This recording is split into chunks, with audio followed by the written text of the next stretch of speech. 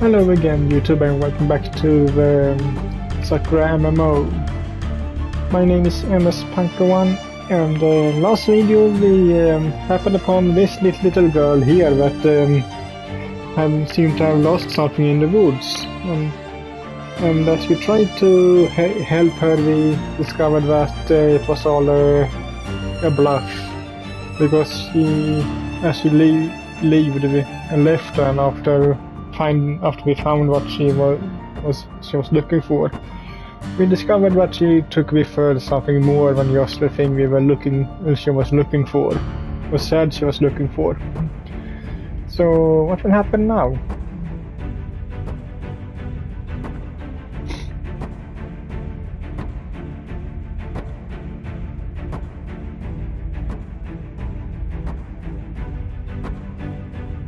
Fion's been backed into a corner.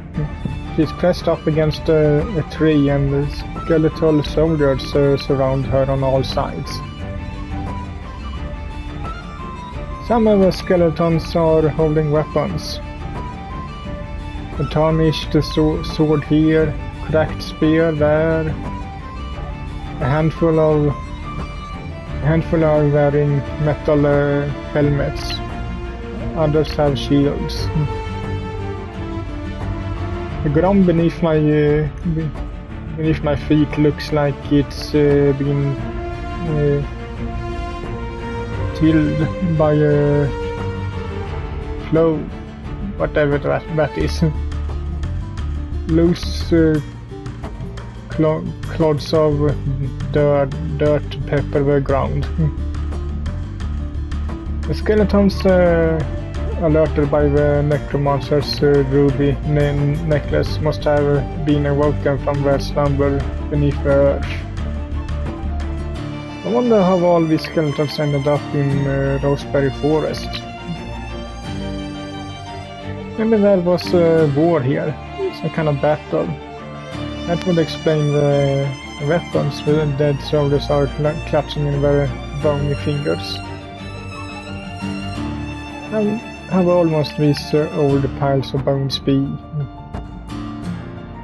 Must have quite a grudge for them to spring back to, well, not life, but half-life so readily.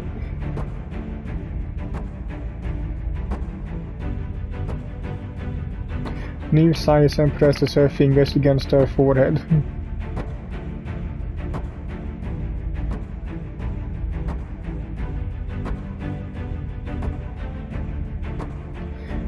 Neve's right.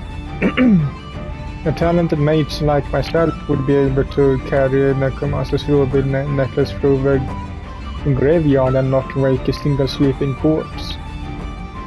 Mages like myself are aware of our own power, and as such we know how to control it. Girls like Fion, however, do not. I doubt Fion even knew the item she stole was used to necromancy. She probably saw the gemstone, thought it was pretty and swiped it. Then we were embracing, probably. It would have been easy for her to slip a hand into my pocket, unseen and unnoticed, and take my precious necklace. Well, now she's paying the price.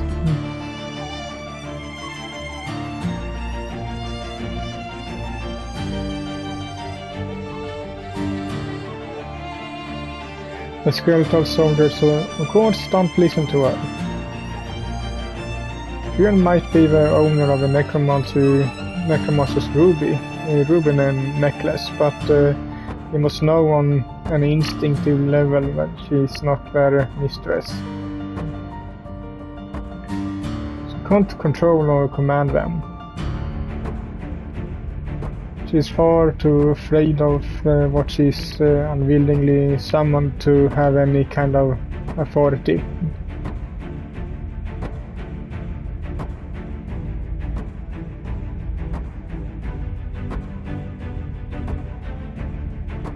Fion holds her hands to her head and ducks down. Her eyes are filled with tears.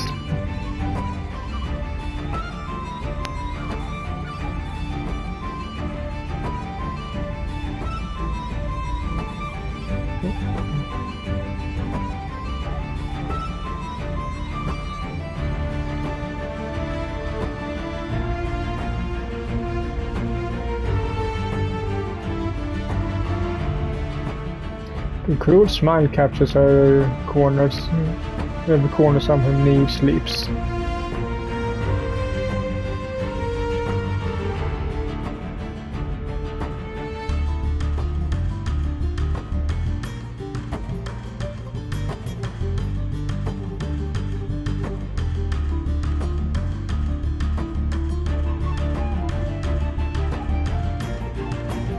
I look at Fion pinned against a tree. The skeletons are advancing ever closer. Fion trembles. Her face, though tamed, now looks pasty white. Pasty white. I know she did wrong by me, but I can't help but feel sorry for her.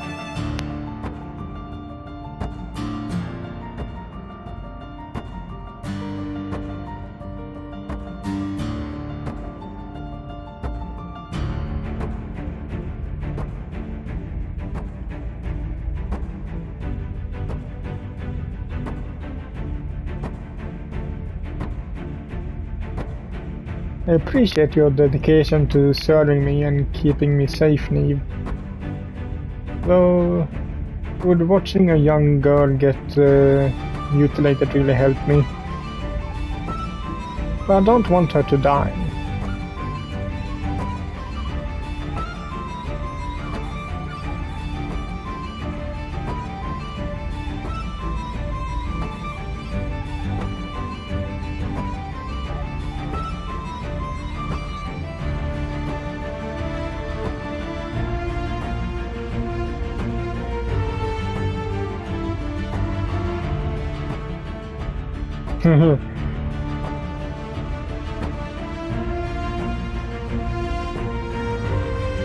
You're a sadist. Neve? I rest restraining her hand on my companion's shoulder. I think you're misunderstanding one crucial thing here. I might be the feared Dark Witch, but I am not a murderer. I won't allow a young girl to be slaughtered in front of me. I certainly won't let her kidneys be harvested either. It just isn't right. And I would be ashamed to, and it would be a shame too. Fion, despite her fast fingers, is very cute. I don't want her pretty face to get damaged.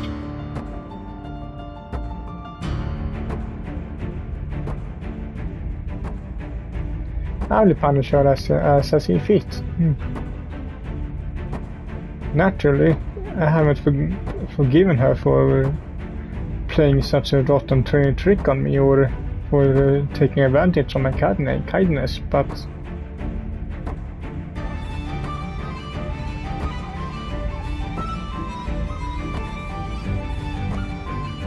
the skeletons are advancing ever closer. One of them holds a sword aloft, 20 inches away from Fion's head. All of a sudden, the sword swings down fast.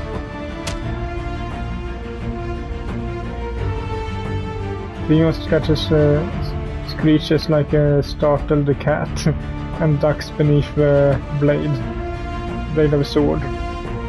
The steel shaft hits the tree where her head once was and gets stuck in a trunk.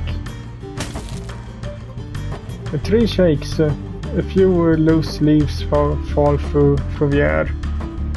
Some of these leaves land in Fion's hair. If she'd been a few seconds slower, her head would have been sliced clean in two.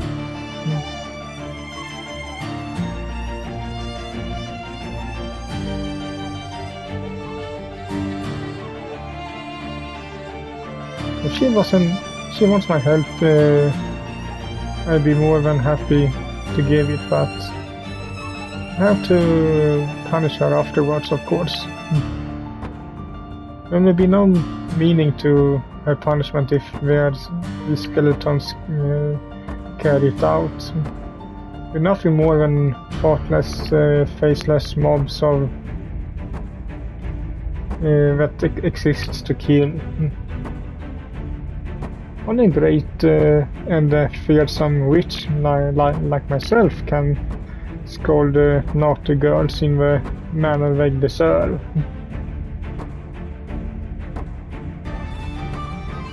Neve bows her head.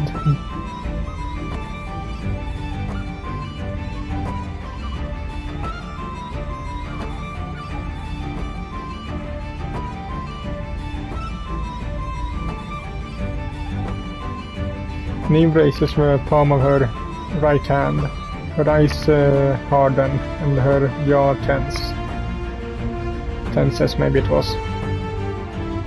She looked just like the same as she did in the marketplace before she assaulted Blake with a flurry of burning flames.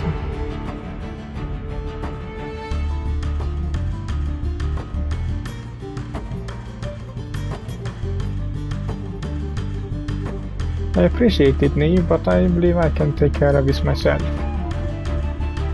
I'm not called the Dark Witch for nothing, after all. I take a step forward, raise my right hand and declare loudly.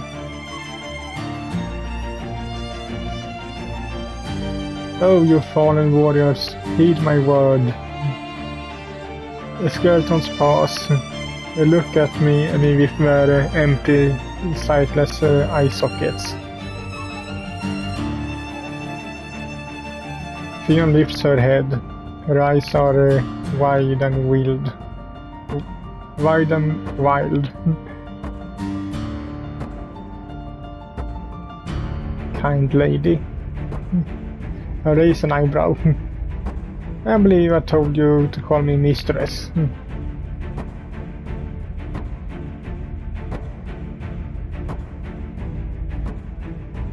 You will be. You might think I'm kind now, but just you wait and see. I'll show you how cruel I can truly be. I draw my tongue against my lower lip. Fion shivers.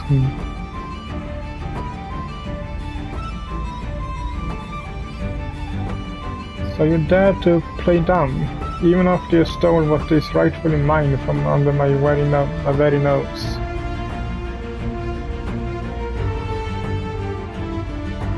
Don't act like a little fool. I know these things. These skeletons didn't spurt out from nowhere.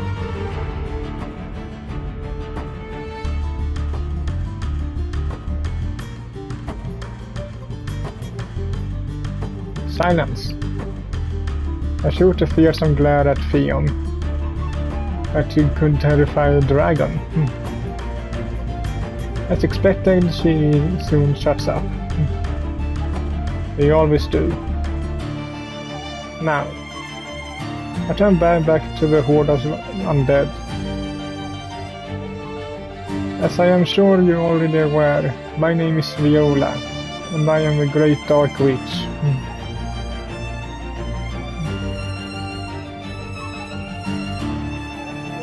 A shout in her eyes, you look at Fion, and she soon silences herself, but her trembling doesn't stop. She's shaking so hard her teeth are clicking together. Wouldn't be surprised if her bones were rattling. I see you have awakened from your slumber, because that insolent puppy took my necromancer's ruby necklace from me. I'm grateful that you would rise from your graves at a short notice to serve me, you great Viola. And I understand that you must be disappointed upon awakening to find not your mistress, but this dirty little thief with sticky fingers. If you wish to punish her for her ignorance, I understand, but I must command you to step aside.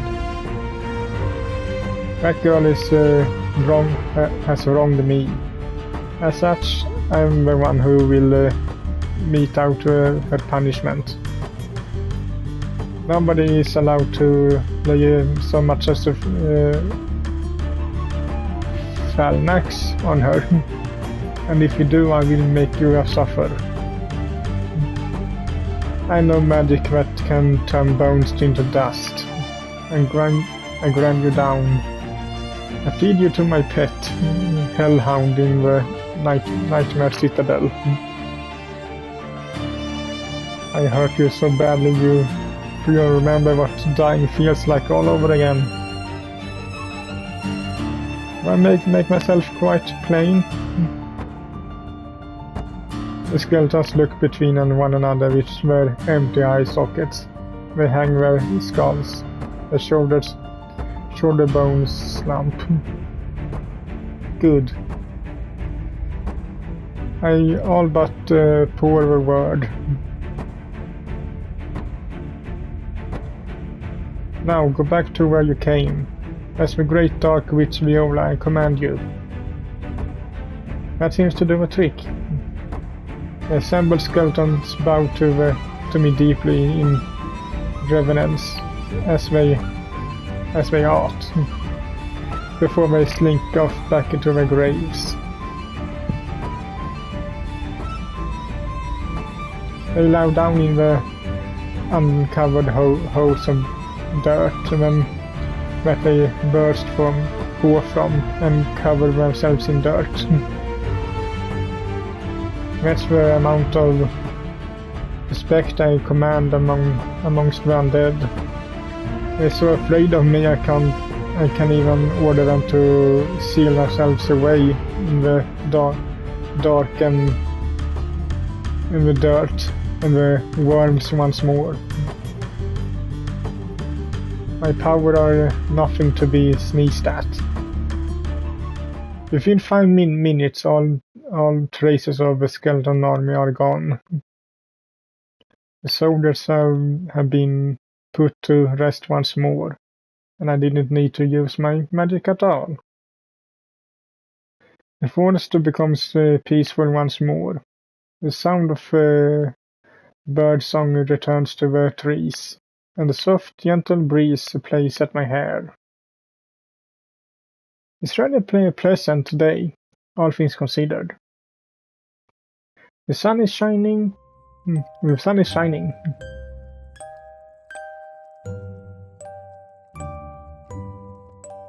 Theon, however, looks anything but at peace. He stares at me with wild, freezed eyes. Frenzied eyes. Her pupils dilate. Her hair is messy and her face is horribly pale. Yes? What is it, dear?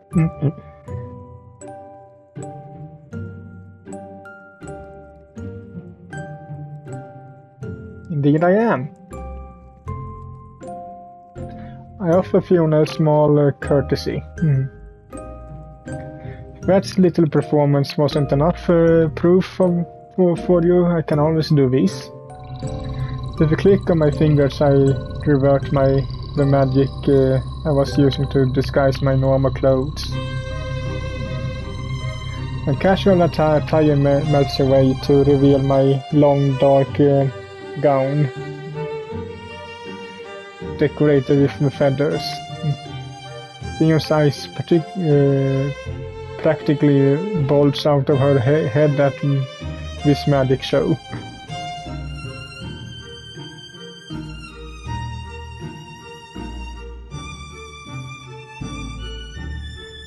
Well, you had better start believing in it.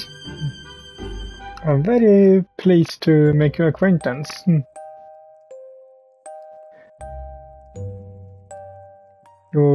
You disgusting, swindling little thing. Now, I think you have something that belongs to me in your pocket. Would you care to give it back? Of course, if you're feeling brave, you can always refuse. But then I have to pull your spinal column out of your body through your mouth. That sounds painful.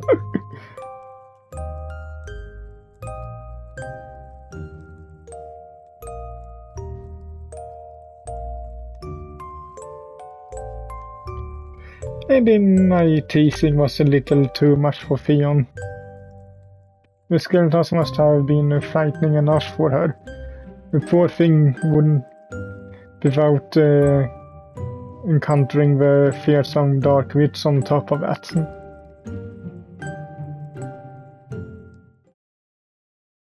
So she faints. Her eyes roll back in her head and her body slumps against the dirty ground as limp as a rag doll.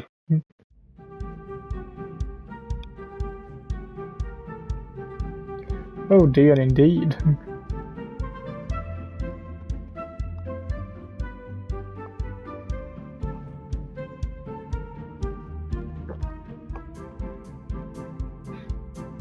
Neve approaches Theon's fallen form. She retrieves a branch from ground and pokes Theon's side. Theon doesn't move.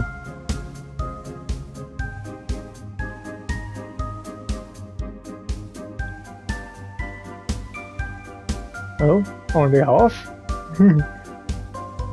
I raise an eyebrow. Then she'll be fine.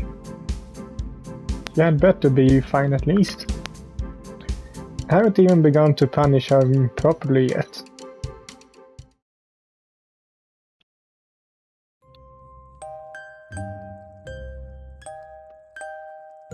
Oh.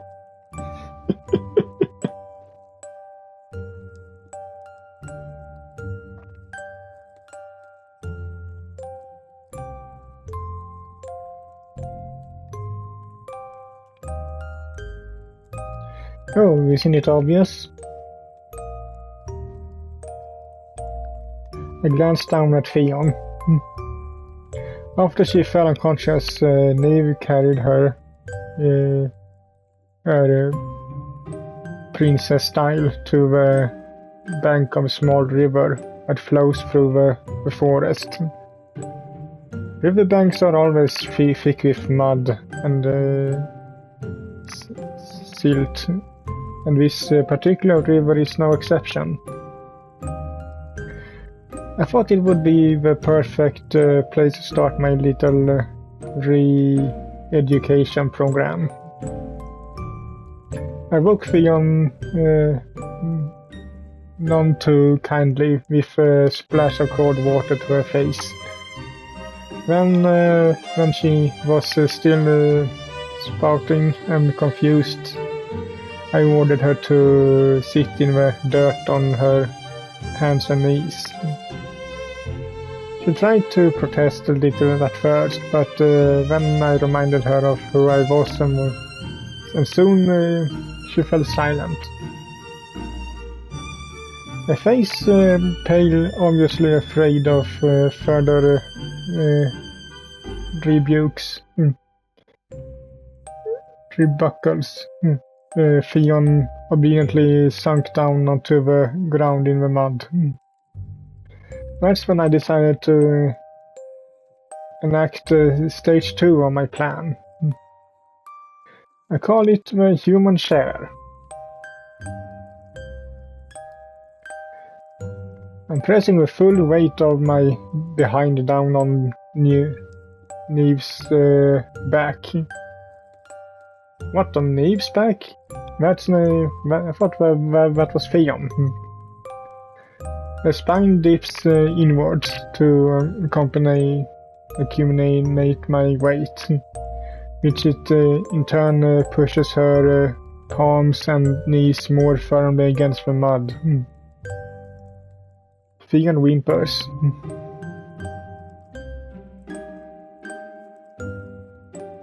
Oh? I press down a little more firmly against her back. The mud between her fingers splashes in a satisfying way. If this little thief girl was dirty before, she's positively filthy now. Just thinking about it makes me feel content. It's a strange kind of happiness. I feel like I'm a coop that has been completely filled to the brim with sweet sparkling wine. A cup. Are you not enjoying this?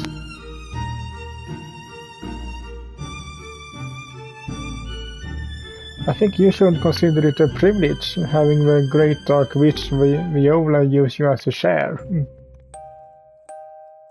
Aren't you glad you can be useful to me?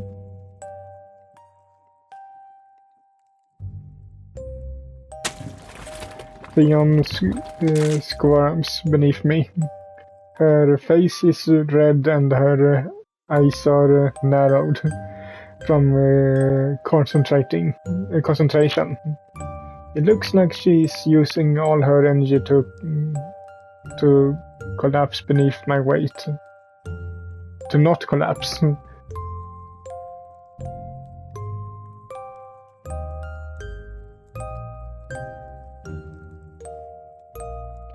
Neve takes a step forward. Her eyes narrow. Sparks begin to crackle at her fingertips.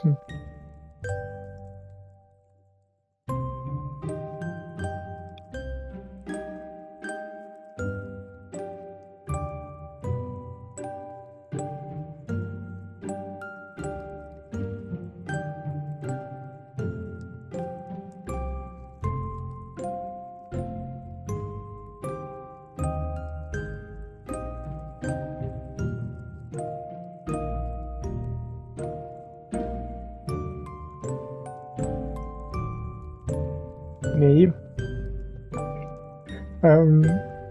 Hop up one hand, signaling to her to stop. I appreciate Neve's fierce loyalty, but I don't want her to burn this little thief girl like she did with Blake at the market. Please let me handle this. And that's why it'd be all the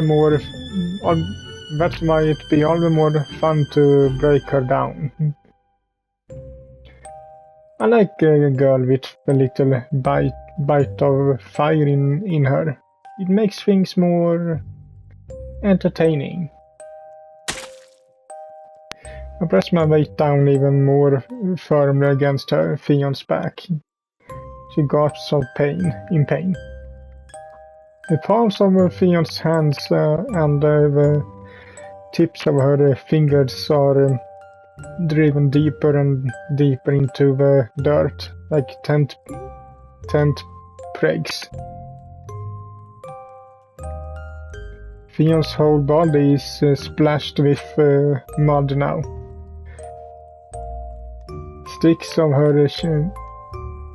It sticks to her chest, her arms, and her stomach. Aren't you starting to feel good, Theon? Do you feel honored to have me use you as my own personal share?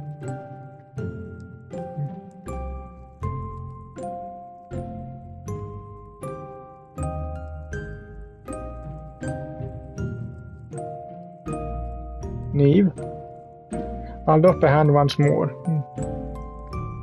Neve's a lot more fiery than she looks, particularly when I'm the subject of the conversation. I need to keep close eye on that. I like your attitude, little thief girl. It's too bad you won't be able to argue against me with that pretty mouth of yours for much longer. Isn't it obvious? I'm going to break you down. I'm going to grind you into the dirt until you realize how lowly and pathetic you are compared to me. Right now you are nothing more than a piece of furniture. Do you understand?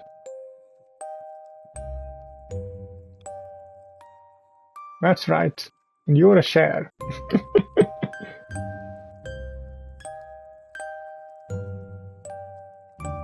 After I saved your life, raise an eyebrow. You'd have been torn to pieces if it weren't for me.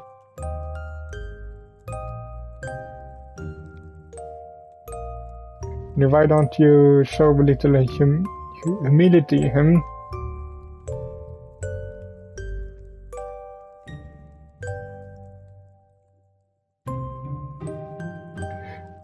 Oh, her flushed face flaked with dirt really is charming. I wonder if I can make her blush even more. You're embarrassed now, are you? Why don't we see just how much more I can embarrass you, my cute little thief girl. I'm going to grind her down. I'll make her mine, no matter what. No method is too dirty. No trick is too underhanded. In the end, I always get what I want.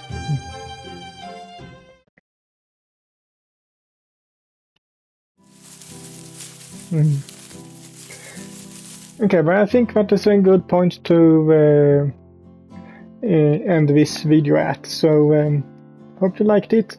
If you did, so leave a like to it as usual. And I will see you all in the next one. Bye!